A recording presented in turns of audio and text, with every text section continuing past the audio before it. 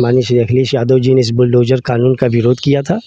आज भी हम लोग इस बुलडोज़र कानून का विरोध करते हैं। क्या मानते हैं आपकी लालता प्रसाद यादव जो मुख्य आरोपी हैं, इनका किसी पार्टी के साथ संबंध है?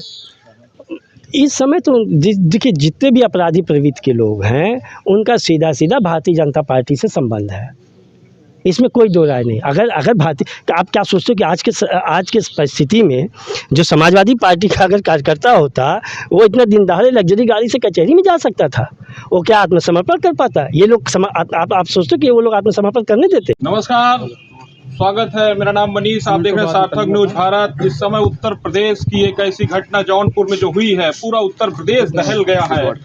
एक 16 वर्षीय लड़का अनुराग यादव जो ताइक्वांडो का खिलाड़ी था, उसकी एक मामूली जमीन विवाद में गला काट कर जान ले ली जाती है। घटनास्थल आप देखिए किस तरह से यहाँ खून के छींटे पड़े हुए हैं।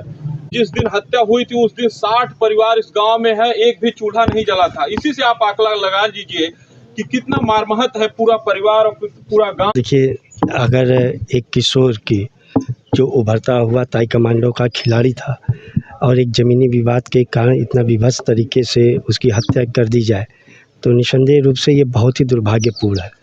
और चूँकि ज़मीनी विवाद था तो कहीं न कहीं प्रशासनिक लापरवाही थी, कहीं न कहीं सरकार की अनदेखी थी। तो इसलिए सरकार भी ज़िम्मेदार है और प्रशासन के लोग भी ज़िम्मेदार हैं। मैं मांग करूँगा कि आपके चैनलों के माध्यम से कि जो भी इस थाना क्षेत्र के प्रभारी हैं, एसओ, उनको तत्काल निलंबित किया जाए। और जो ज़िम्मेदार हैं, जो कहते हैं कि ये ज़मीनी विवाद कई वर्षों पुराना था, तो उनको लंबा लटकाए रखने के लिए जो भी अधिकारी कर्मचारी ज़िम्मेदार हैं, उन सब के ऊपर कानूनी कार्रवाई करने की आवश्यकता है। देखिए, अगर एक 16 साल का एक किशोर की हत्या हो, तो और वो भी अपने परिवार का इकलौता संतान हो और उसकी 5 बहनें हों, तो समझ सकते हैं कि ऐसे परिवार के ऊपर क्या गुजर रही होगी। आपने कहा कि गांव के लोग शोक संतप्त हैं, ऐसी बात नहीं है। गांव के साथ साथ पूरा जनपद, पूरा प्रदेश, पूरा देश, जो कोई भी एक घटना के बारे में जिसको जानकारी हो रही है, तो वो निश्चित रूप से बहुत ही द्रवित है। उन्हें लग रहा है कि हम ऐसे कैसे समाज में हैं जहां हम अपने बच्चों की जान की रक्षा न कर सकें। निसंदेह इसको तो कानून राज नहीं कहा जाएगा, ये तो जंगल राज है। ये तो पुराने ज़माने में जैसे हुआ करता था वैसा है। ये कोई संवैधानिक देश नहीं हो सकता, ये किसी लोकतांत्रिक देश में ऐसा नहीं हो सकता है। लेकिन देखिए, दुर्भाग्य तो हमारे देश का है, हमारे प्रदेश का है, क्योंकि आज सरकार में, प्रशासन में ऐसे लोग बैठे हैं जो कि लोगों में नफ़रत और हिंसा को फैला रहे हैं, जो धूर्त नेता हैं। लेकिन यहाँ जौनपुर का सांसद कौन है? देखिए, सांसद से आपका क्या मतलब है? नहीं, यहाँ जौनपुर में सपा के सांसद बाबू सिंह कुशवाहा हैं, वो घटनास्थल पे आए। देखिए, ये लोकसभा क्षेत्र, पहली बात तो मछली प्रिया सरोज जी आई, तो संभवतः आई होंगी और आज नहीं कल में आ जाएंगी। तमाम सारे लोग, उनके पिताजी आए थे ना, तूफानी सरोज जी, हाँ, तूफानी सरोज जी आए थे। तो देखिए, बात ये नहीं कि कौन आया कौन नहीं आया, बात ये है कि आखिर में ये घटना हुई कैसे और कौन इसके लिए जिम्मेदार है। अगर आप एक जागरूक नागरिक हैं तो हमारे समझ से आपका दायित्व तो ये बनता है कि हम ऐसा काम करें ताकि ऐसी घटनाएं आगे ना होने पाए, भविष्य में ऐसी घटना ना हो, इसके लिए विचार करने की ज़रूरत है। तो आप देखिए, जब उत्तर प्रदेश का मुख्यमंत्री उत्तर प्रदेश की विधानसभा के अंदर एक घटना का जिक्र करते हुए कहते हैं 18 अपराधी थे, लेकिन नाम सिर्फ 2 का लिया, एक यादव का, एक मुसलमान का, बाकी नाम उन्होंने नहीं लिया। तो उनका संदेश सारे प्रशासनिक अधिकारियों को मालूम है।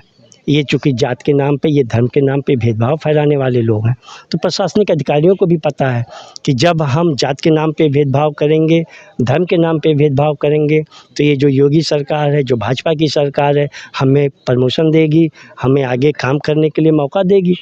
तो निसंदेह उसी ढर्रे पे वो भी चल रहे हैं जो देश प्रदेश में सरकार चल रही है। यहाँ जो स्थानीय लोग हैं, लोग बता रहे हैं कि बहुत सारी ज़मीन ऐसी है जो सरकार की है और ग्राम समाज की ज़मीन है। तो ग्राम समाज की ज़मीन पर सरकार कह रही है कि भूमाफियाओं को ज़मीन से कब्जा हटाया जाए, और ये पता लग रहा है कि 25 साल या 30 वर्ष से ये मुकदमा चल रहा है, सरकारी ज़मीन पर कब्जा करके बैठे हैं।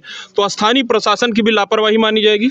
जो सरकार जो ज़मीन कब्जा करके बैठे हैं उनको कचहरी में आत्मसमर्पण कराने के लिए वही सरकार के लोग लग्जरी गाड़ी से लेके आए थे, ये भी आप पता कर लीजिएगा।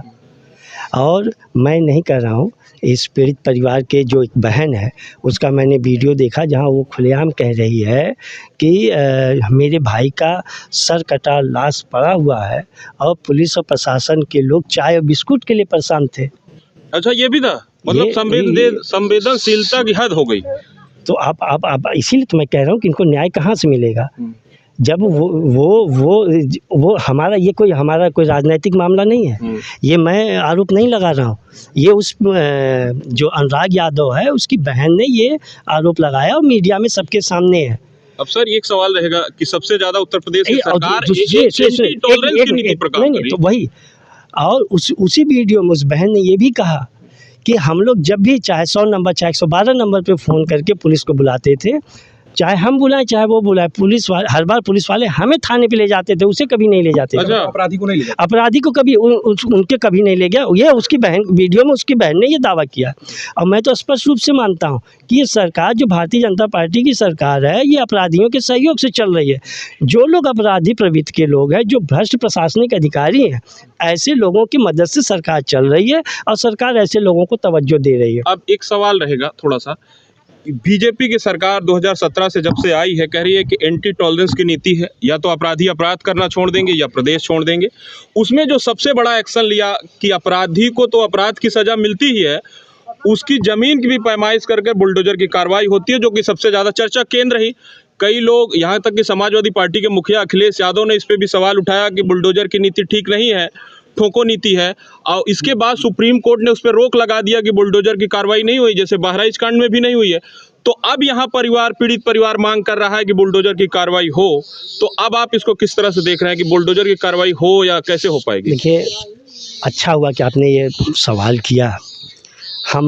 आपने अपने सवाल में कहा कि माननीय समाजवादी पार्टी के राष्ट्रीय अध्यक्ष माननीय श्री अखिलेश यादव जी ने इस बुलडोजर कानून का विरोध किया था। आज भी हम लोग इस बुलडोजर कानून का विरोध करते हैं, और मैंने अपने कई बयानों में पहले भी कहा है कि जो बुलडोजर कानून योगी सरकार द्वारा लाया गया था, ये पीडीए के लोगों को प्रताड़ित करने के लिए लाया गया था, उन्हें न्याय देने के लिए नहीं लाया गया था। न्याय तो केवल उन लोगों को दिलाने का काम कर रहे थे जिनकी मदद से ये सरकार चल रही थी, चाहे वो जो भी लोग। आप आज की डेट में जो भी अपराध होता है, अपराधी चाहे जिस जाति, जिस धर्म, जिस भाषा, जिस वर्ग का भी हो, लेकिन कहीं न कहीं उसे सरकार के द्वारा संरक्षण प्राप्त है। आप अभी कुछ दिनों पहले की घटना है। क्या मानते हैं आपकी लालता प्रसाद यादव जो मुख्य आरोपी हैं, इनका किसी पार्टी के साथ संबंध है? इस समय तो देखिए, जितने भी अपराधी प्रवृत्ति के लोग हैं उनका सीधा सीधा भारतीय जनता पार्टी से संबंध है, इसमें कोई दो राय नहीं। अगर भारतीय, आप क्या सोचते हो कि आज के परिस्थिति में जो समाजवादी पार्टी का अगर कार्यकर्ता होता, वो इतना दिन दहाड़े लग्जरी गाड़ी से कचहरी में जा सकता था? वो क्या आत्मसमर्पण कर पाता? ये लोग आप सोचते हो कि वो लोग आत्मसमर्पण करने देते? तो देखिए, हम लोग जो समाजवादी विचारधारा के लोग हैं, जो बाबा साहब को मानने वाले लोग हैं, जो इस देश के संविधान को मानने वाले लोग हैं, वो कतई नहीं चाहते कि किसी भी प्रकार की भेदभाव की रणनीति अपनाई जाए। अच्छा, आप किस तरह के न्याय की बात करें? अगर जैसे 35 साल इस मुकदमे में लगा, उसी तरह कानूनी पहलू में हो सकता है कि आने वाले समय में उम्र कैद हो ना हो, क्या होता है ये भविष्य का बात है। सरकार की एक नीति और भी रही है अपराधियों का इनकाउंटर जैसी बात। अब परिवार भी मांग कर रहा है कि मौत के बदले हमको मौत चाहिए, लेकिन क्या इसमें अब इनकाउंटर भी सरकार की सुप्रीम रोक है कि इनकाउंटर फर्जी आप नहीं कर सकते हैं? तो क्या देख रहे हैं पूरी तरह से ये मामला उलझा हुआ है। एक अनुराग यादव जो नाबालिग लड़का, उसको न्याय कैसे मिल पाएगा? परिवार लगातार न्याय की मांग कर रहा है। जब आपने कह दिया कि फर्जी इनकाउंटर, नहीं, यहाँ तो फर्जी नहीं है, यहाँ नहीं तो नहीं हत्या नहीं, बात नहीं, आप जान रहे हैं कि जो भी इनकाउंटर हो रहे हैं प्रदेश के अंदर वो फर्जी तरीके से किए जा रहे हैं। हाँ। तो फर्जी इनकाउंटर किसी भी न्याय का विकल्प नहीं बन सकता। अगर हम न्याय कर रहे हैं, देखिए मेरे तो सभी लोगों से अनुरोध करूंगा, आपके चैनलों के माध्यम से मैं सभी लोगों से विनती करूंगा कि आपका चाहे जो भी वाद विवाद हो, किसी भी प्रकार की समस्या हो, उसके लिए आपको हमेशा संवैधानिक रास्ता ही अपनाना पड़ेगा और हमेशा न्याय के मार्ग पे चलना पड़ेगा। ये जो धूर्त नेता हैं, जो आपको जात के नाम पे उकसा रहे हैं, जो आपको धर्म के नाम पे उकसा रहे हैं, ये जो भ्रष्ट अधिकारी हैं, जो अपने भ्रष्टाचार में लिप्त हैं और आम जनमानस को न्याय नहीं दे पा रहे हैं, वो भी यहाँ भी हिंसा के लिए प्रशासनिक अधिकारियों द्वारा अपराधियों को हिंसा के लिए प्रेरित किया गया, उकसाया गया और ऐसे अधिकारियों के ऊपर कार्रवाई नहीं की जाती है, तो निश्चित रूप से ये बहुत दुर्भाग्यपूर्ण स्थिति है। तो आखिरी सवाल रहेगा, आपकी क्या मांग है कि आरोपी को किस तरह कड़ी से कड़ी सजा क्या मिले? सबसे पहले तो मेरी मांग है कि जो ये थाना क्षेत्र के एसओ हैं, पहले उनको तत्काल निलंबित किया जाए, क्योंकि वो जाति सूचक शब्दों का इस्तेमाल किए और क्षेत्र के लोगों में काफ़ी आक्रोश है। आप अगर बात करेंगे, सारे लोग उनकी थानाध्यक्ष की कार्यप्रणाली के बारे में जिक्र करेंगे। लेकिन थानाध्यक्ष के क्या निलंबित कर देने से परिवार को न्याय मिल जाएगा? निश्चित रूप से देखिए, बात वो नहीं है, ये परिजनों को न्याय मिले उसका ही एक हिस्सा है। कम से कम मतलब निष्पक्ष कार्रवाई हो सके। जरूर निष्पक्ष कार्रवाई हो सके। और साथ ही साथ जैसे हम सभी लोग जानते हैं कि अपराधी का एक बड़ा भाई पुलिस में अधिकारी है और जिसने आत्मसमर्पण हो सकता है? क्यों नहीं, वो अब चाहे जो वो तो पुलिस जांच में सामने आएगा ही। और लेकिन निष्पक्ष जांच हो, पुलिस के ऊपर भरोसा है कि निष्पक्ष जांच करेगी? निष्पक्ष जांच हो, इसीलिए मेरी मांग है कि उसे भी बर्खास्त किया जाए। और साथ ही साथ जो ये इतने लंबे समय से जो मुकदमा चलता रहा, इसके लिए जितने भी लोग अधिकारी कर्मचारी जो भी लोग जिम्मेदार हैं, जिन्होंने जब ये परिजन उनके लिए न्याय के जिन अधिकारियों के सामने इन परिजनों ने हाथ जोड़ा और झुक के गए बार बार, लेकिन उन्होंने एक न सुनी, ऐसे अधिकारियों कर्मचारियों के ऊपर भी कानूनी कार्रवाई होनी चाहिए, उन्हें सस्पेंड करना चाहिए, ताकि एक नज़ीर बन सके कि जो भी अगर जात के नाम पे, देखिए संविधान हमारा किसी के साथ भेदभाव एक बराबर है, लेकिन अगर कुछ लोग राजनीतिक फ़ायदा लेने के लिए अपना कुछ करते हैं, इस तरीके का अगर गलत कदम उठाते हैं, तो कम से कम प्रशासन के लोग जो पढ़े लिखे लोग हैं, उनसे तो मैं ऐसी अपेक्षा नहीं करता। कोई गरीब अमीर नहीं है, नहीं होना चाहिए, लेकिन यहाँ बनाया जा रहा है। यहाँ अमीर गरीब को न्याय नहीं मिल सकता, अमीर को कभी सजा नहीं मिल सकती है, यही भाजपा सरकार का नारा है। यही। तो इस समय हम जौनपुर के उसी गांव में घर के पास